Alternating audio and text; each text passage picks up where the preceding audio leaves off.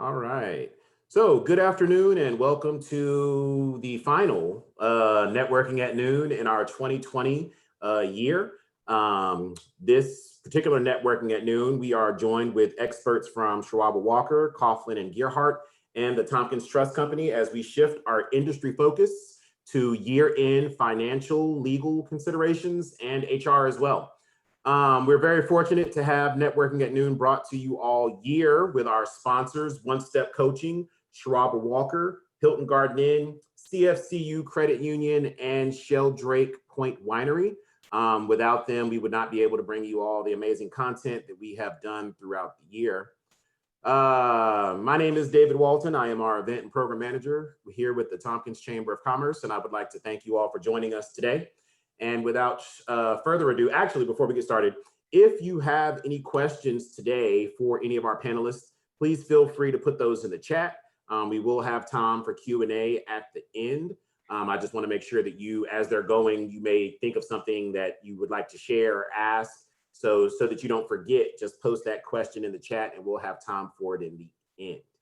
And now, without further ado, I would like to turn things over to Chamber President, Ms. Jennifer Tavarts, to introduce our panelists today.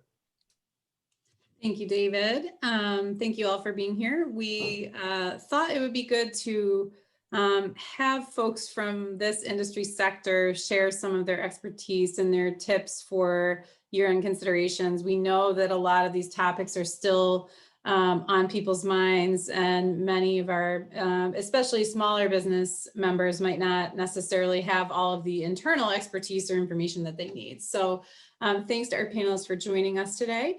I think first we are going to talk about some tax and financial considerations from the perspective of an accountant. And from our member, Sciarabba Walker, we have Michelle Flinn joining us, and she has some information to share with you. Thanks, Jennifer. So I'm Michelle Flinn. I've been with Sciarabba Walker for 7 years. I'm a CPA and also a supervisor at the firm. I've headed up the COVID relief efforts at our office to sort of make sure that we're staying up to date on all of our on all the programs available out there and the ever-changing tax legislation.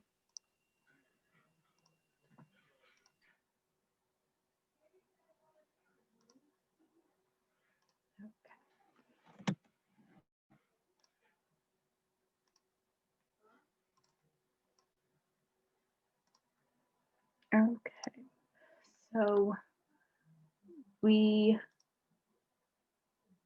sorry about that. There we go. So starting with the Paychecks and Protection Program, so a lot of small businesses, self-employed individuals were able to take advantage of the Paychecks Protection Program during the first round and even second round of that funding. One thing that we have come across in helping our clients complete those applications and get them submitted, and one thing that we would recommend is that when completing those applications, we recommend using payroll costs and even more centralized, even just gross payroll. If you can meet your forgiveness time period with just that information, we have found that it's the easiest approach. And the less cumbersome approach, the more expenses you pick up or more non-payroll related expenses you pick up, the bigger and more robust that information needed tends to be. I wanted to remind everybody that payments of principal and interest are deferred for 10 months after the last day of their covered period. So you would have until that point in time to apply for forgiveness. And there's still some confusion floating around on automatic forgiveness. So they did come out with a simplified process, but there is no PPP loan at this time that is automatically forgiven. Every single borrower must apply for forgiveness. So here are the forgiveness forms that are available. So the very simplified form is the 3508S. That is for borrowers who received under $50,000 and under. There's no calculations on that form, but you'd still have to submit the documentation that is necessary for the other two forms, in which I'll touch on in just a second. So then there's the 3508EZ. That would have been anything over $50,000, and there are certain certain conditions that you can meet that would allow you to file this form. And then if you can't meet those conditions or check those boxes, you fall into the 3508, which is considered the full sort of forgiveness form, and requires some additional information than the other two forms.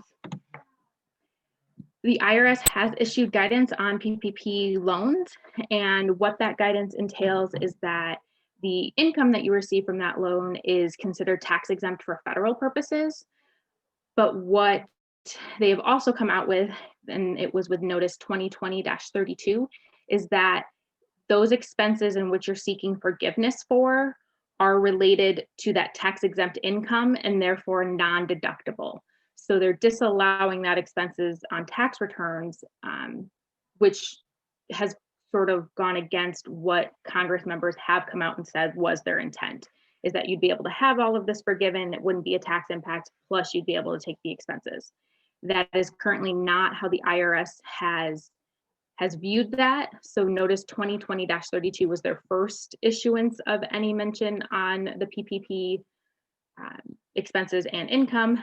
Then just a couple weeks ago, the IRS doubled down on that guidance and issued revenue procedure 2020-21 and 2020-27, sorry, 51 and 27.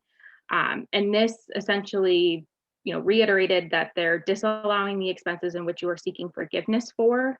And there's a lot of different nuances there, but essentially between these two revenue procedures, it's reiterating what notice 2020-32 says. It's also putting the expenses in the year that they were spent, not the year that they were forgiven. So almost all calendar year small businesses or self-employed individuals, those expenses would then relate to 2020, even if your loan was forgiven in 2021. So it provides guidance on when those expenses are disallowed.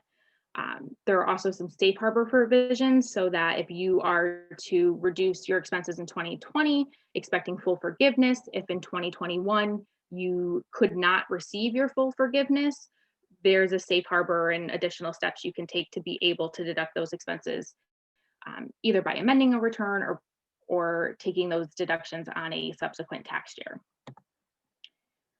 New York State, on the other hand, has decoupled from the Internal Revenue Code. So they did not adopt all the CARES Act provisions, and one of those being the non-taxability of PPP loan proceeds. So in New York, your PPP loan proceeds will be considered income, but you'll also be allowed to take those related expenses. So it should be relatively, depending on your structure, some sort of wash, but if you have some certain tax structures, it could potentially cause a slight tax increase. One last item to know with the PPP is that the IRS has come out with draft tax forms. Schedule C is one of them, and the Schedule C instructions. Again, they reiterate that if you use non-payroll costs as part of your loan forgiveness request, then you can't take those expenses, but they have made no mention about what happens with the owner's compensation replacement piece for self-employed individuals. So we are still awaiting guidance on that. I just wanted to quickly touch base on employer payroll credits that are available. So the Families First Coronavirus Response Act brought about the paid family leave and paid sick leave. And the CARES Act brought around the deferral of employer portion of Social Security taxes and the employee retention credit. And so what I just wanted to touch base on real quick is how these things are going to be reported. So for self-employed individuals, you're able to take part in most of those credits. For the FFCRA, so the Families First Coronavirus Response Act credits, those will be taken on your 1041 in a new form that is Form 7202. And the Social Security tax deferral that you'll be able to take, that will be able to be done on Schedule 3 of the 1040, and that will flow into page 1 and page 2 of your return. For employers who are not self-employed, or for the employee retention credit, these are all reported, and the applicable credits are applied on quarterly 941 returns, or if you're an annual filer, a 940 return. You can request an advance of the credit if you calculate that you're going to have an overpayment, and that's using Form 7200, and that does not have a time frame. You can do that. You can either request the overpayment back at the time you're filing your quarterly 941s, or you can use Form 7200 at any point during the time period that the credit is allowed to be taken. So there's a lot of uncertainty in tax law right now, a lot of ups and downs and not quite sure what's going on. So Biden had laid out his tax plan as part of the election process, and the uncertainty here lies with what happens in the January runoff elections. If the Senate takes control, if the Senate keeps control, if the Republicans keep control of the Senate, then there could be some pushback on this tax plan, and all of these provisions may not be implemented. If the Democrats take control of the Senate, these could be more likely to be enacted. So I just want to run through some quick sort of top priority ones. So the individual top tax rate would go to 39.6%. Essentially, most of his tax plan is targeting taxpayers who are making more than $400,000. So those individuals will see a tax increase. Capital gains rates, the preferential rates would go away and or be compressed and be limited in who will get those. And the taxpayers with over $1 million in income, they would be taxed at the top ordinary income rate. And there would be some reform in the opportunity zones, which is an avenue that can be explored to defer gains and appreciation. There would be some changes to those tax vehicles.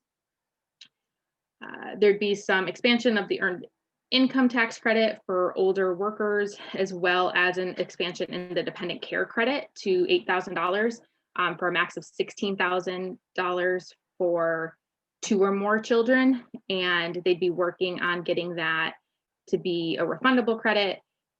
You'd get the full credit for any families making less than $125,000, and then you'd have a phased credit between $125,000 and $400,000 for families making those amounts. The child tax credit would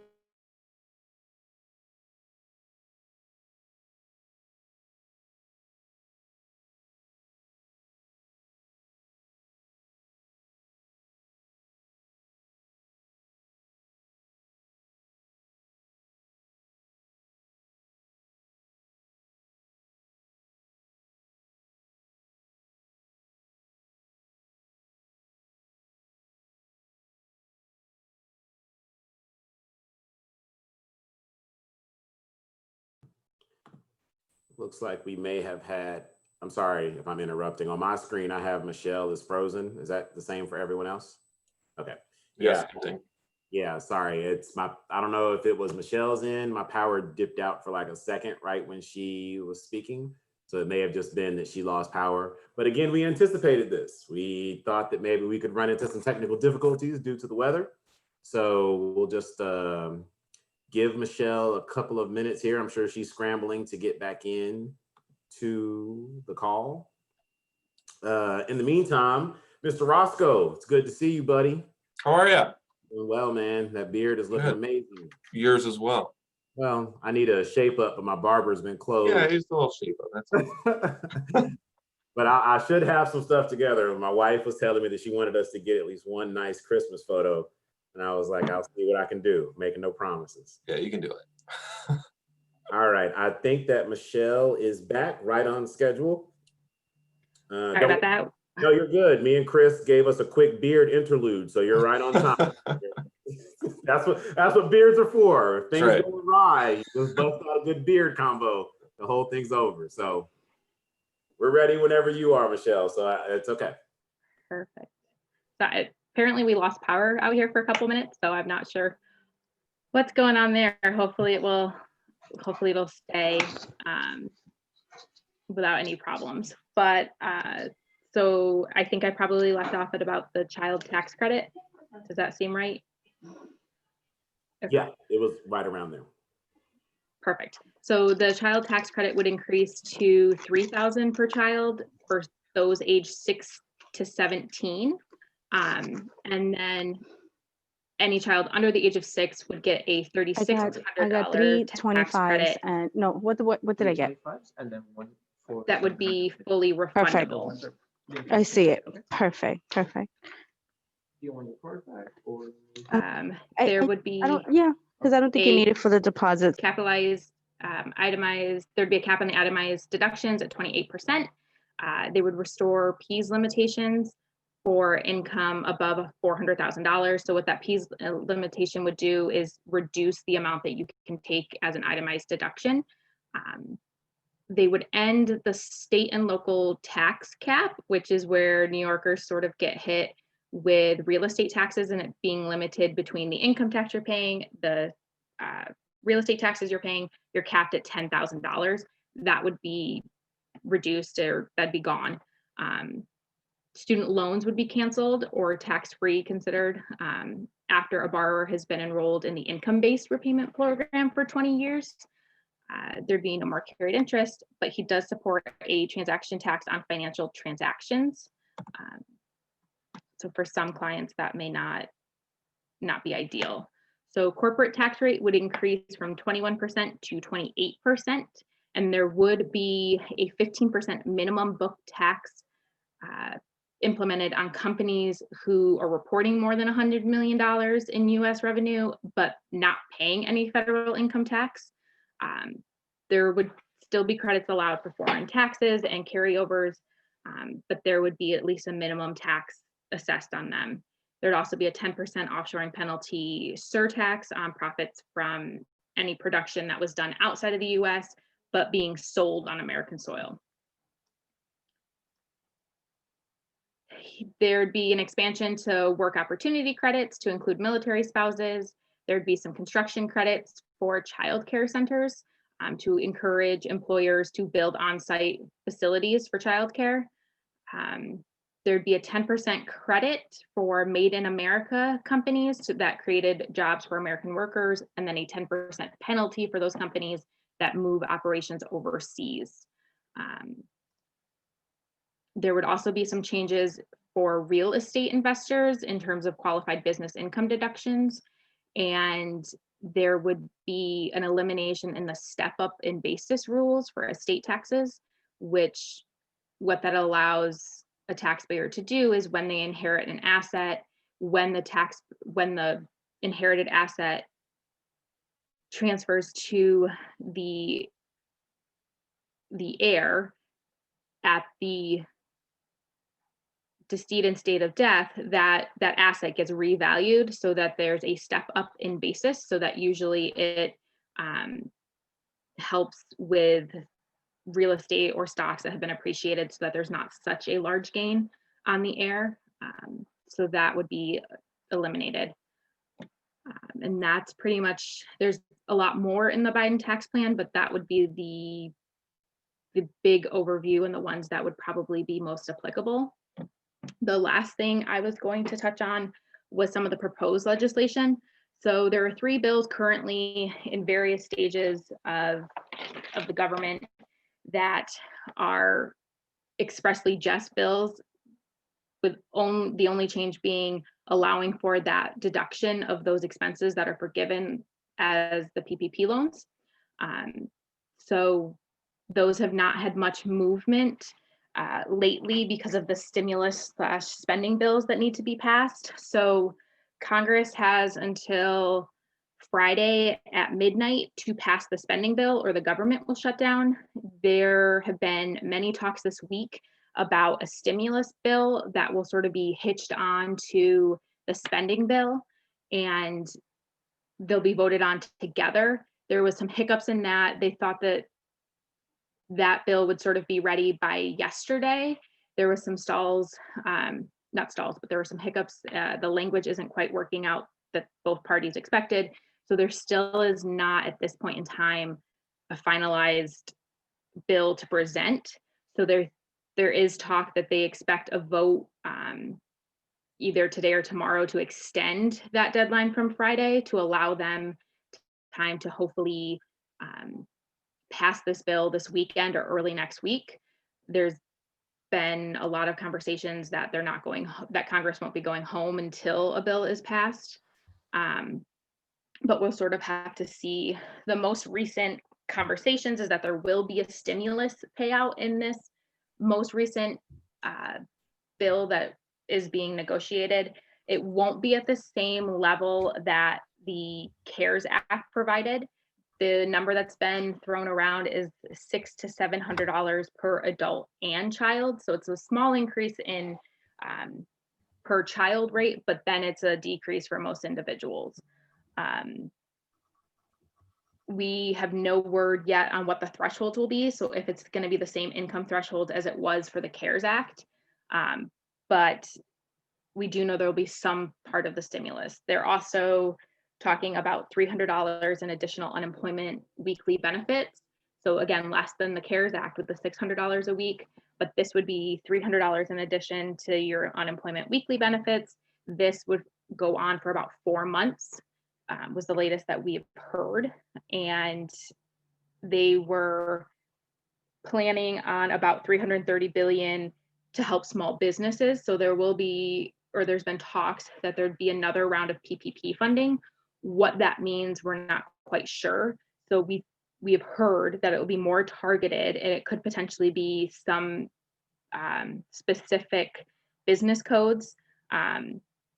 And we have heard conversations that you'll have to prove that you've had a reduction over so many quarters of 2020 before even being able to have the funding. So there's a lot of moving pieces, a lot of stuff still sort of being worked out.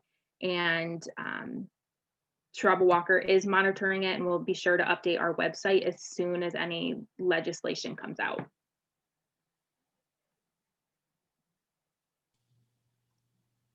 Great, thanks, Michelle.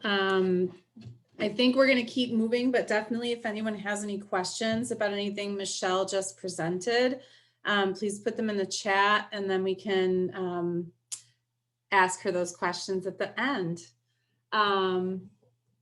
So lots of good information in there.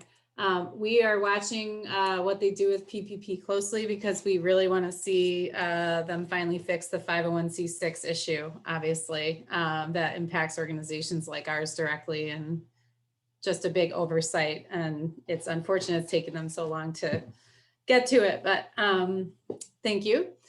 So next we're going to move to Serenna, and I know you have some similar topic areas, but then also some other insights that you wanted to offer, and particularly some thinking around business entity and potentially succession planning. So we're excited to hear from you, and I will turn it over to you now. Serenna is with Coughlin Gerhart.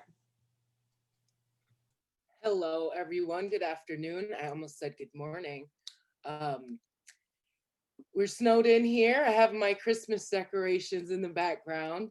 I think, Michelle, you did a wonderful job. And it's mostly a tax issue. We advised our clients, but then told them that they needed to also consult an accountant for the specifics. So I think I'll start at the bottom of my agenda. I don't think I have anything to add unless people had specific questions from a legal perspective at the end in terms of PPP. So I'm going to focus on business entity planning. This is a good idea at the end of the year anytime, but as you know, the end and beginning of the year approach, people are often considering doing things differently, or making improvements, or making room in their budgets for these kinds of things.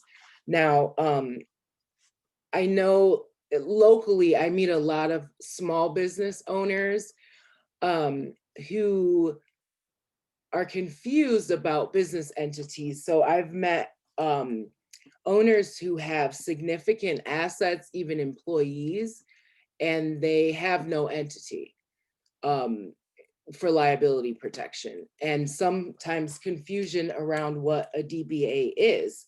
So there are two types of DBA. There's meaning doing business as. Now you can have a formed corporation or LLC entity and do business under a different name. In that case, you have liability protection. But if you just file with the county a DBA saying Serenna McCloud is doing business as Serenna McCloud Incorporated, that provides zero liability protection.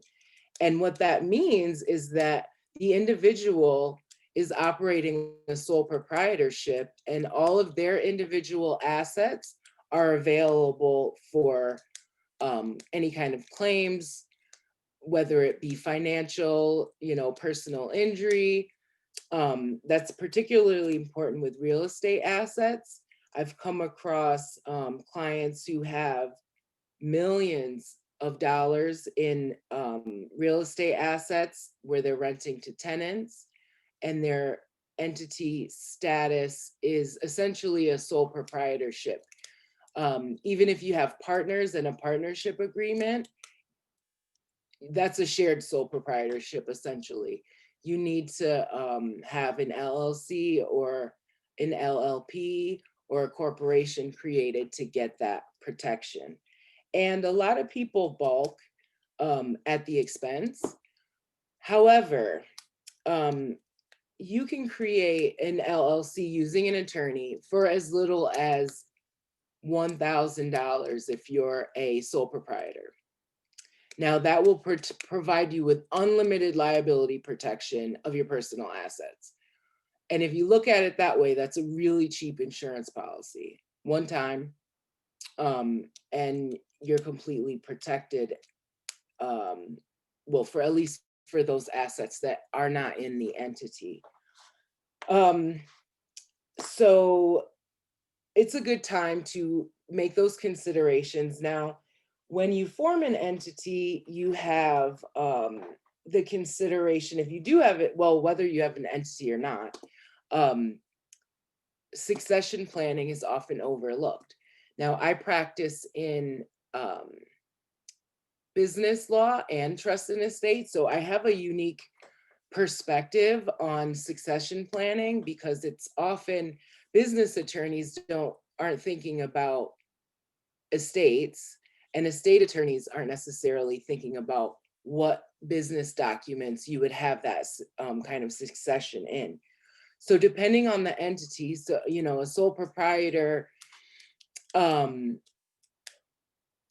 is often the business, whether they have an LLC or not. If it's just kind of a one person and synonymous with the business, that person should start thinking about separating themselves with the business, both financially and in terms of training other managers to take over should something happen to them, if they would want the business to go on or pass to either children or key employees. I know, often assets are commingled, and really have to start thinking about making that separation between the individual and the business. For so let's say an LLC, the succession plan will be found in the operating agreement or a similar document, partnership agreement. And you think about adding provisions such as what happens if the entity dies, who becomes the manager? How is the business going to be valued? is it book value? Is it some other way of valuing the company that takes into consideration goodwill? How are new members admitted? And those kinds of considerations, which allow for the business to pass to either the next generation or successive owners, depending on what the client or individual business owner intends for their business. Now, there's a lot of tax considerations when choosing a business entity, and Michelle could probably talk more about those kinds of considerations between choosing a corporation, which is cheaper to form, but has different tax considerations, and a more flexible entity such as an LLC. I guess that's pretty much the basics of what I have. And I would love if people had questions, specific questions, to have a dialogue.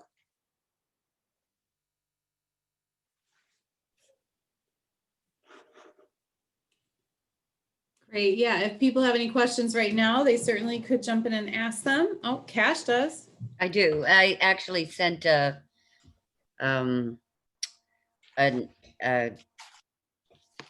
thing in the chat as well, but I'm speaking in terms of a small business I own, and I'm going from a sole proprietorship to an LLC. Is this something that's best to do before the end of the year? Is this something that you help individuals do? Yes, that I all the time.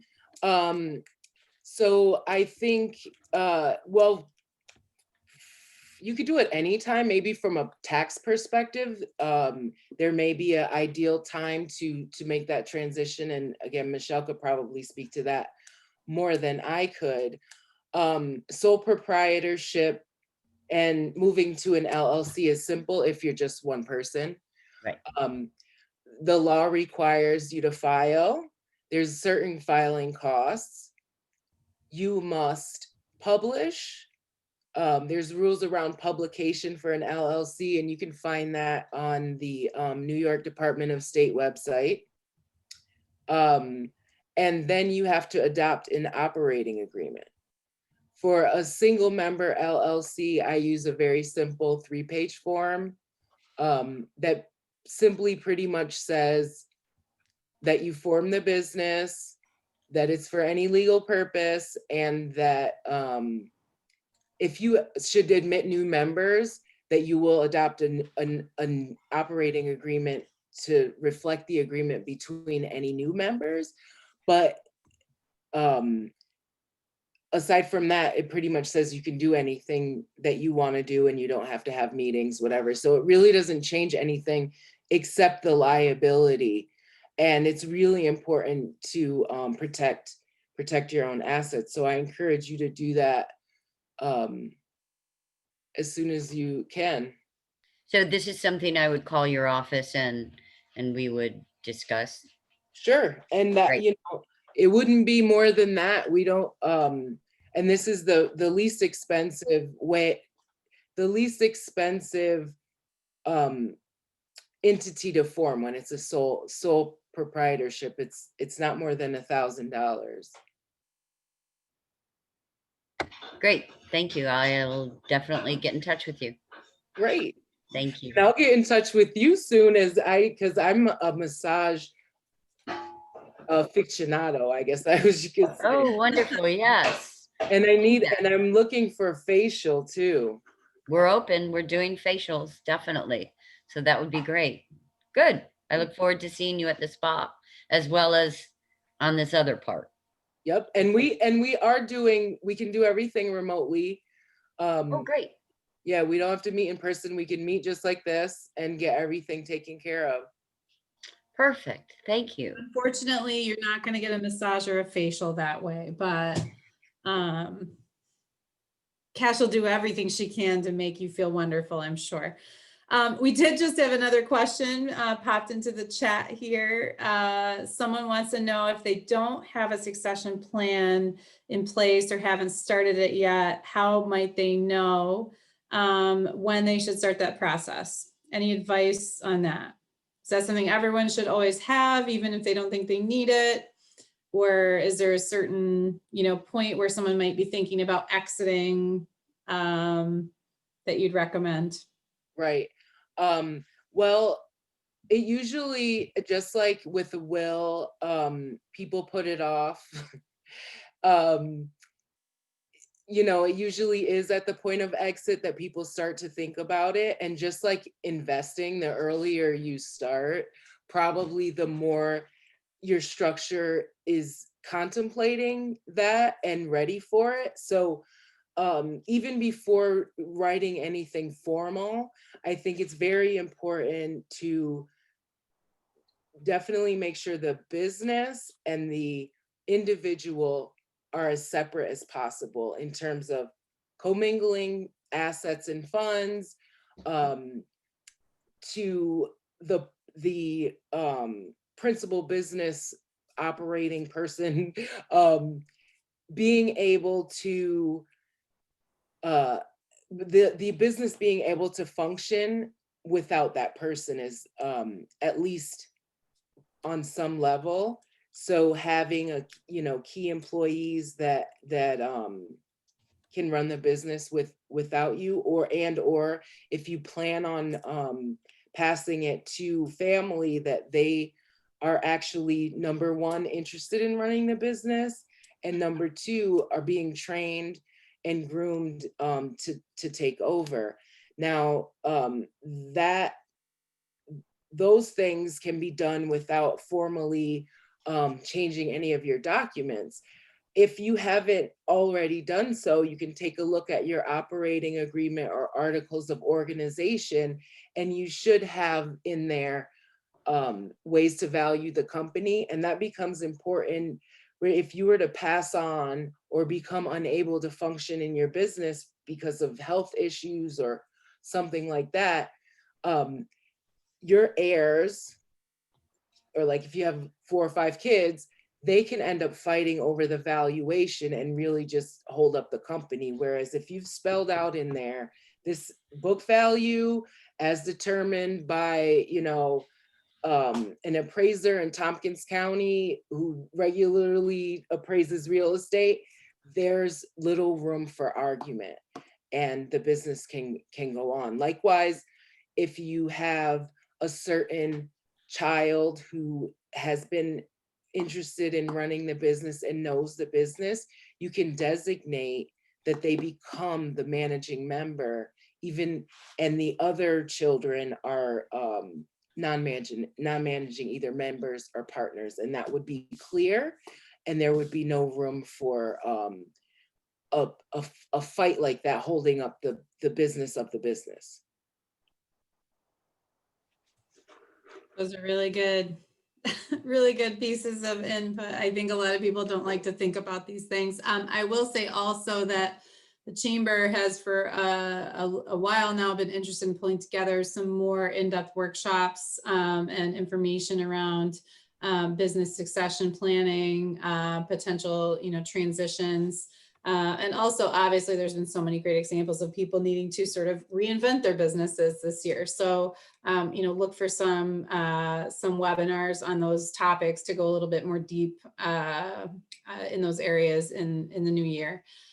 So now I want to turn it over to Benita Lindberg. We asked for her to share some insights regarding any particular changes from an HR perspective that most employers might want to be aware of this time of year. We are getting very close to the end of the year. A lot of times these things sort of change on January 1st, but it's definitely, there's still enough time to make sure that you're compliant with any of the upcoming changes, and certainly any other considerations that are more COVID related that have happened this year, that, people may not really be aware of everything that they're obligated to do as an employer. So Benita, can you share with us some critical information for all kinds of businesses? Sure, I'll be happy to. Thanks very much, Jennifer, for that. And thank you everybody for joining us today. I have put together some slides that will serve as the talking points. By all means, on this first slide, I included my email address. So if somebody would like a copy of the slides or something I said today doesn't match up with their understanding, feel free to email me, as I'm happy to try to assist. I'm going to start off with just some general reminders or some things that you may all very well be aware of already. The first is that on December 31st, the minimum wage goes up in this region. So as you may or may not know, New York State has a tiered schedule for minimum wage increases. It was established by the legislature in 2016, and their goal was that eventually everyone would be at $15 an hour. The reason I started by saying this is because if we were conducting business down in Westchester County and on Long Island, they have a different minimum wage structure, and in fact, in some parts are already at 15 an hour. If you're wondering, when is this region, basically anything north of the Hudson Valley, going to get to 15? The way the legislation was written is that starting next year in 2021, the annual increases will be set by the Commissioner of Labor by October 1st. So October 1st, 2021, we should know if there's going to be an increase for the following year. And the commissioner is using basic economic indices such as the Consumer Price Index for making that determination. I'm sure you are all familiar with the concept of exempt and non-exempt status as it relates to the requirement to pay overtime. And in New York State, the minimum salary for exempt status is $937.50 per week. Round numbers, it's about $48,000 a year. Now, just because a person is paid a salary and you meet the pay status, this $937.50, does not automatically allow you to presume that the person is exempt from overtime requirements. That decision is really rooted in a couple of things. Most generally, what are the responsibilities of the person conducting the job? And so I would advise you, if you have questions on that, there's some what I call decision trees that if you look up online, it'll say, do you do this? And then if they do this and they do this, and ultimately it will get you at some good advice on that. But when I've talked to people, there is a presumption that just because somebody has a manager or supervisor title and they're paid at that minimum, that it automatically qualifies them. And I would caution you against that because it's not always true. Going back to minimum wage, for those of you that are in the fast food industry, or if you have tipped workers, those rates are different.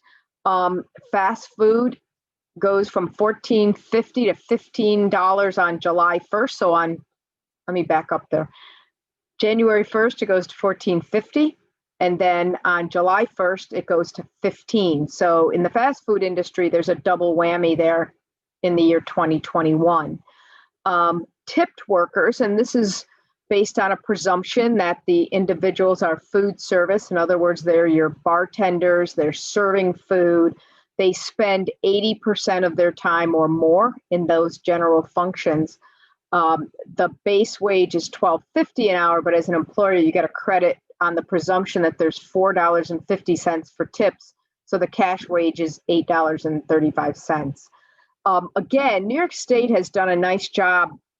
If you Google minimum wage New York State, they actually have again, I call them decision-making trees, but they're a series of questions. And I worked through them just to see and confirm where you enter in, the zip code where you're doing business, is it tipped, and you go all the way through and it'll land you at these numbers. So if you do have any questions on fast food and tipped workers, by all means, the New York State site does a really nice job there.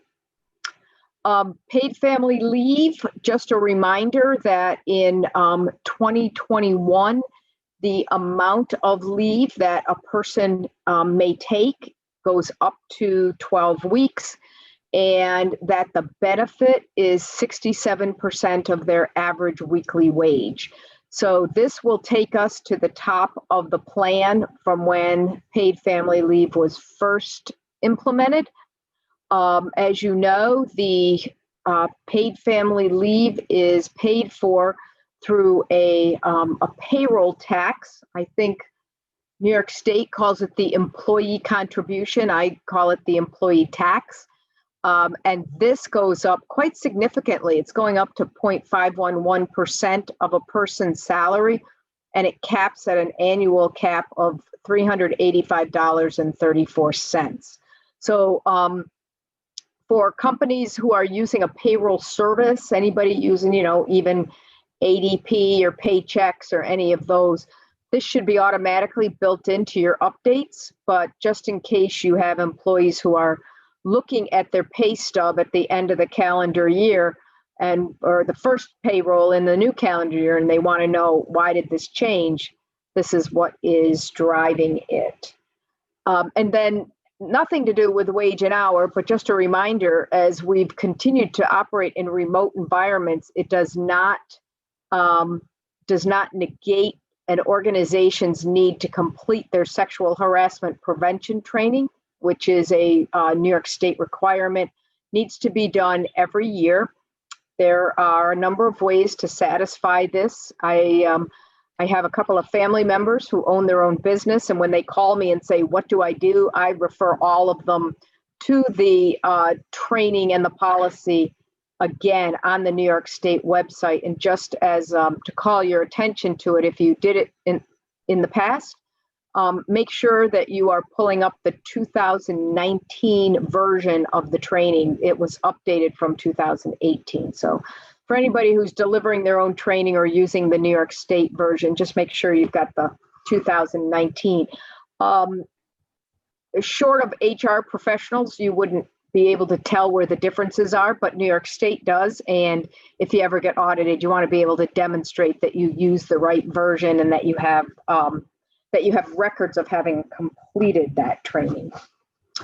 So I will stop briefly, see if anybody had any questions on those 3 or 4 things.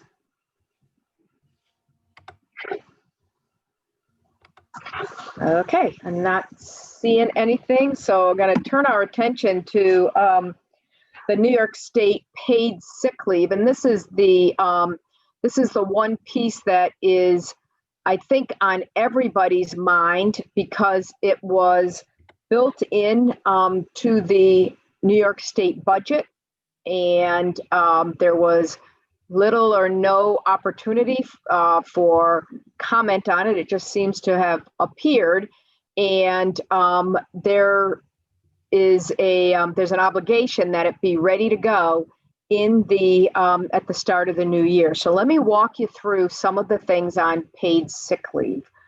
So the first question that most people say is, how much time do I have to provide employees? And the amount of time that they're required to have is based on the size of your business. So it's your the number of employees that you have, as well as income. So if you are if you have more than 100 employees, such as Tompkins Financial does, then we are obligated to provide 56 hours of paid sick leave.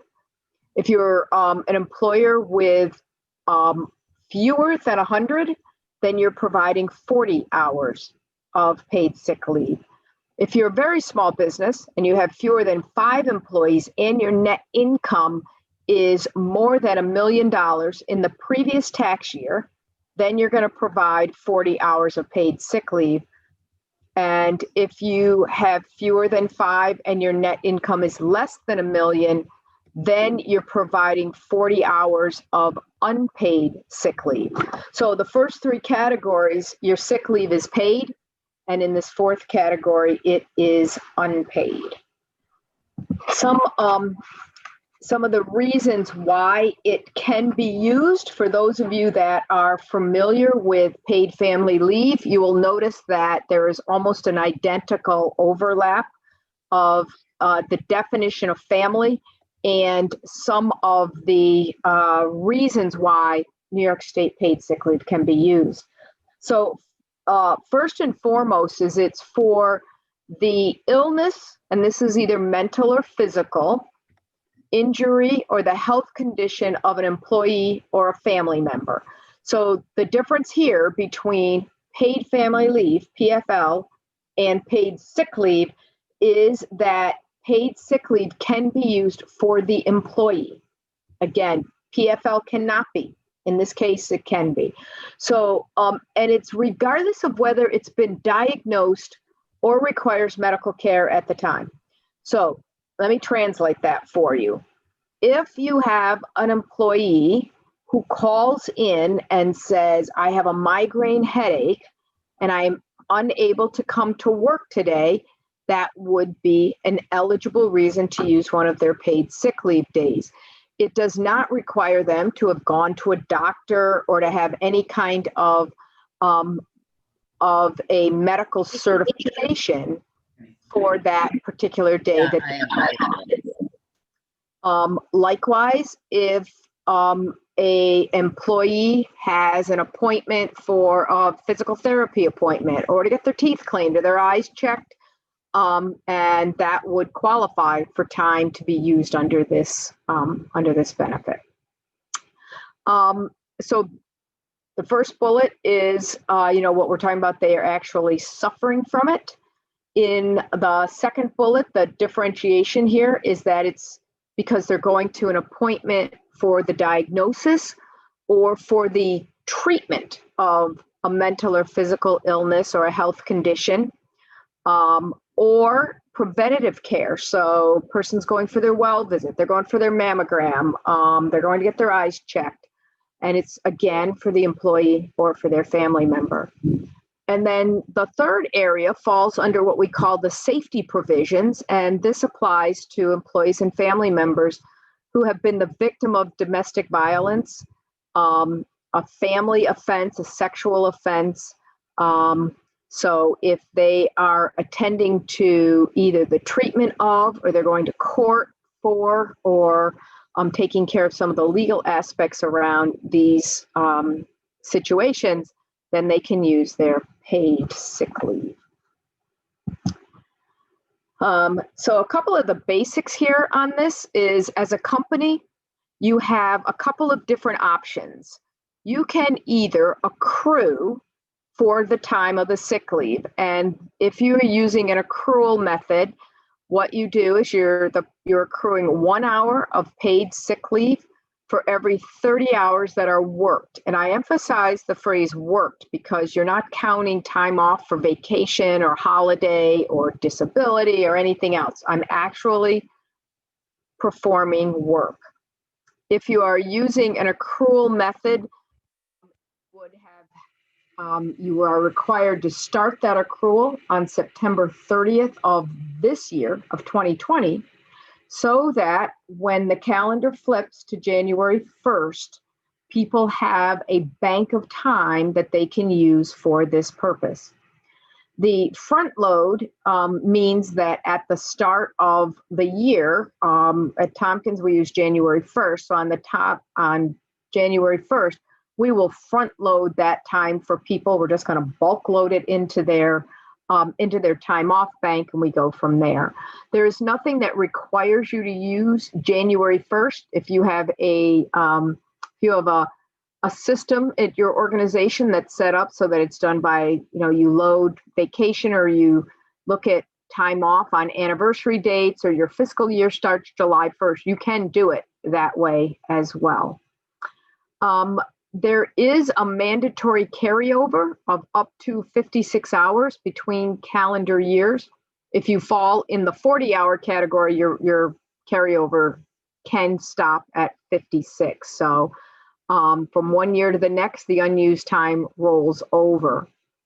The maximum use is 4 hours at a time. In other words, you can't stipulate to somebody if you're going to use paid sick leave, it has to be done in whole days, 4-hour increments. There is no requirement for you to pay it out anything unused at the time the person leaves. I would be really clear in your written policy that you say this so that there's no misunderstanding. Somebody has a bank of 40 hours of paid sick leave and they think that when they resign and leave, you're going to pay them out. It needs to be, my recommendation is you put that very clearly in your policy.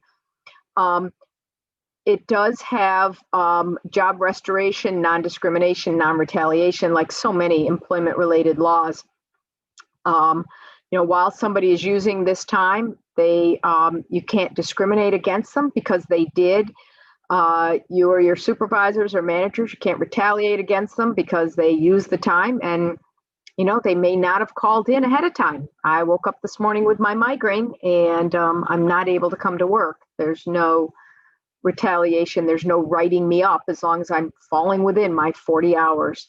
And of course you can't replace them in their job. They have a right to come back to that job in its same status. I'll talk in a minute about how what are the definition of family members. So just keep in mind when somebody uses this time that it does apply to their family members. One of the things I will say is at this point, New York State has not published their final guidelines, the final regulations. They did publish interim guidelines. So what I'm talking about here in this information is really based on the interim guidelines and what a couple of different law firms that I'm associated with have done in webinars. So I would encourage you to keep your eyes open for the final regulations, which hopefully will be published very soon. The cynics among us will be watching for it at 6 p.m. on Christmas Eve. But who knows? It might be New Year's Eve. Couple of other things when we talk about the basics of this. You may be wondering, is it all employees? Yes, any employee who receives a W-2. So you may have summer help. My husband works for Wells College, and I said to him, remember, all of your student workers are now eligible to accrue paid sick leave. The only ones who would be exempt is if you have unpaid student interns or something like that. But the general rule is if they receive a W-2, they're entitled to it. The state uses a very broad definition of family. It's not only the employee, as I said, but it's their spouse, their child, their domestic partner, their parent, their sibling, grandparents, grandchildren, and also the child or parent of their spouse or domestic partner. So it's a very broad definition of family, very much like PFL.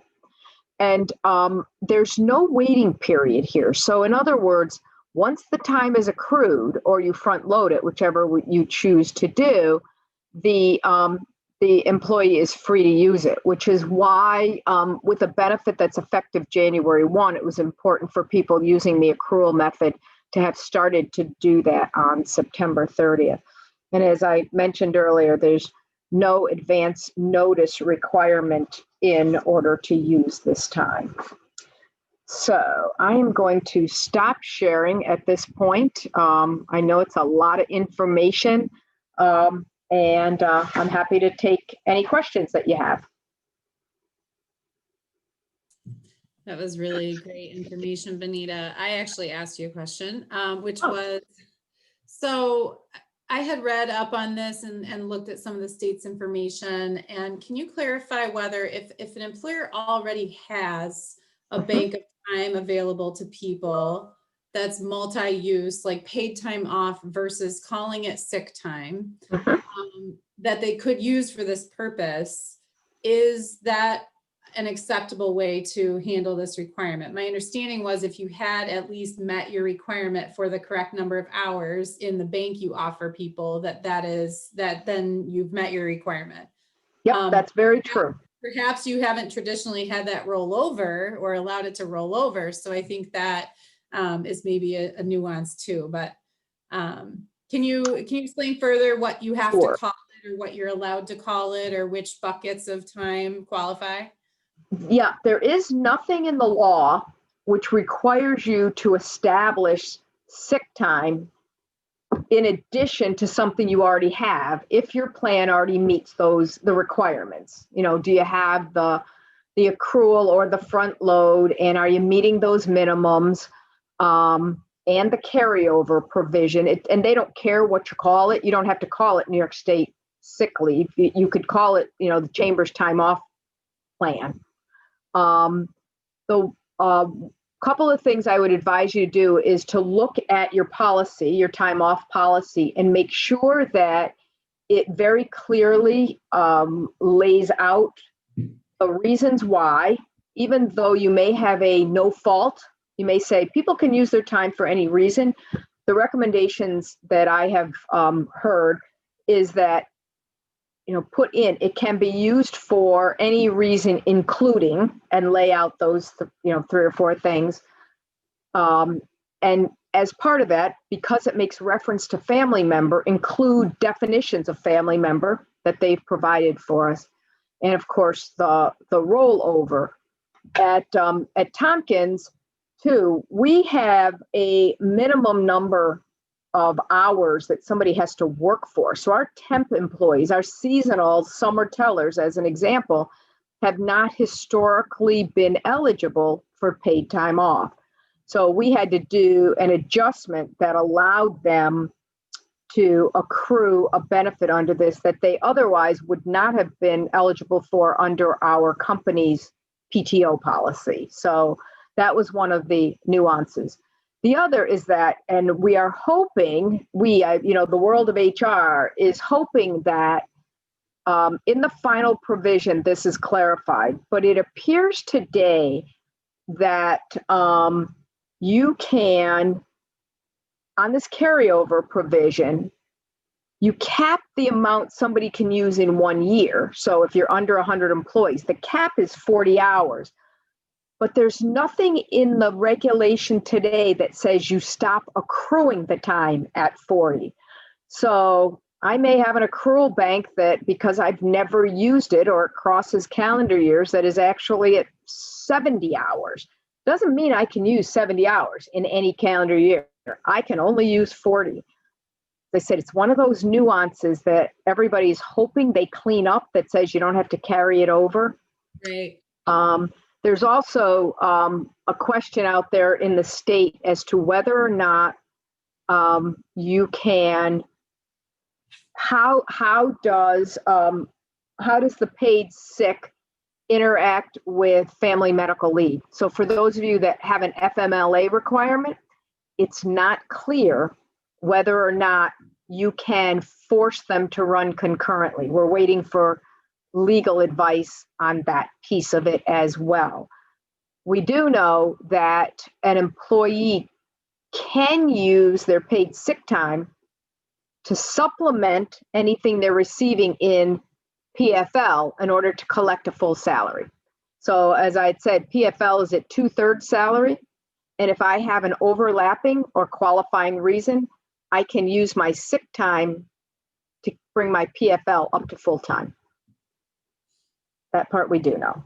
So I apologize. It is confusing. So hopefully I have clarified that and not confused you more.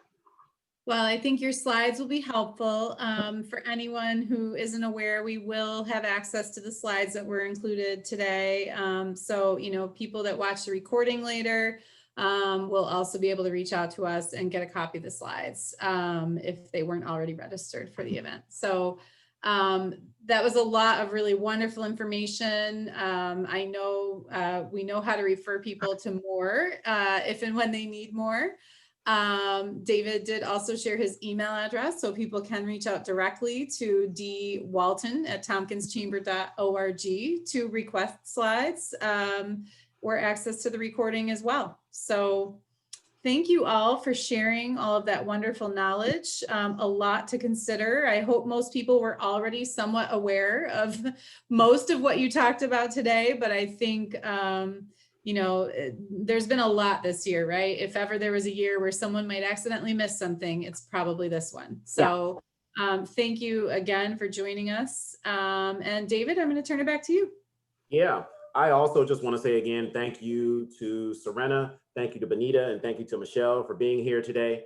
A ton of useful information. And like Jennifer shared, I did put my email in the chat. If you would like a copy of the slides emailed to you, whether you're here today or whether you're watching this video later on the Chamber's website, please feel free to email me. I'll go ahead and say my email too, in case the chat is not on the video that people watch later. It's dwalton@tompkinschamber.org. And I'll get those slides to you ASAP. And again, on behalf of our series sponsor for Networking at Noon to One Step Coaching, Sciarabba Walker, Hilton Garden Inn, CFCU Credit Union, and Sheldrake Point Winery, thank you for making this series happen.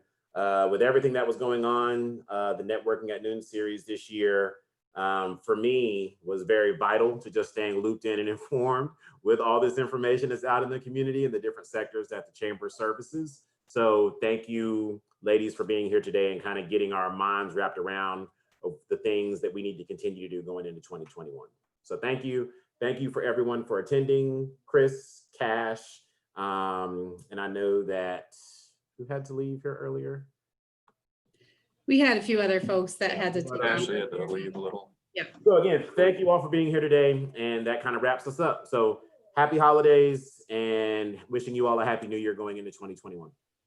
All right, bye Thanks, everyone. everybody. Take care. Bye. Everybody. Bye. Thank you.